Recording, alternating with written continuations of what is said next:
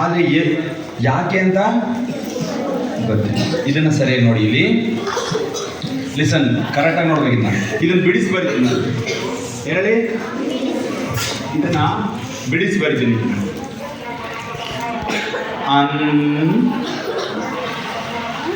ಅಂಕ,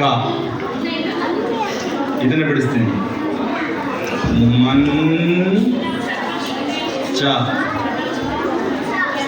ಒಂಟೆ, ಅಂತ,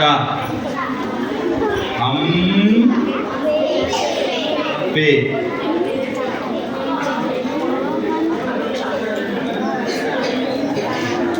ಸಂಯಮ, ಸಂರಚನೆ,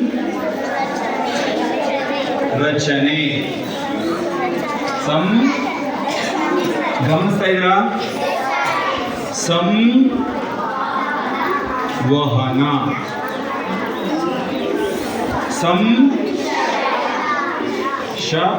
ಸಂಶಯ.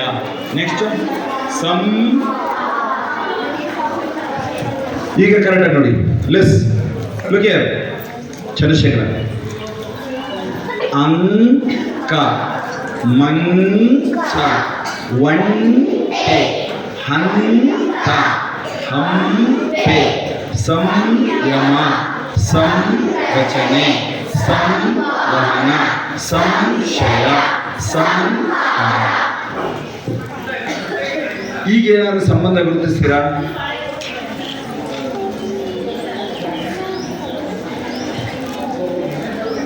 ಇಲ್ಲಿ ನೋಡಿ, ಇವು ವರ್ಗೀಯ ಯೋಜನೆಗಳು ತಾನು ಎಲ್ಲಿದ್ದಲ್ಲಿವರೆಗೂ. ಕೊನೆಯ 5 ಅಕ್ಷರಕ್ಕೆ ಏನಂತೀವಿ?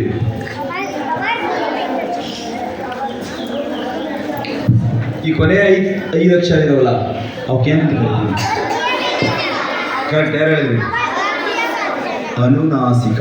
ಹೇಳಿ, ನಾಸಿಕ ಅಂದ್ರೇನು?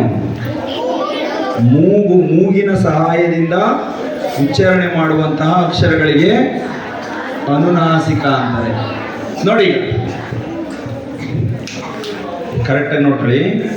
0ಯ ಮುಂದೆ, ಈ ಅನುಸಾರದ ಮುಂದೆ ಈ ಕ, ಖ, ಗ, ಘ ಈ ಅಕ್ಷರಗಳು ಇದ್ರೆ ಈ ಅನುನಾಸಿಕದ ಸೌಂಡ್ ಬರುತ್ತೆ.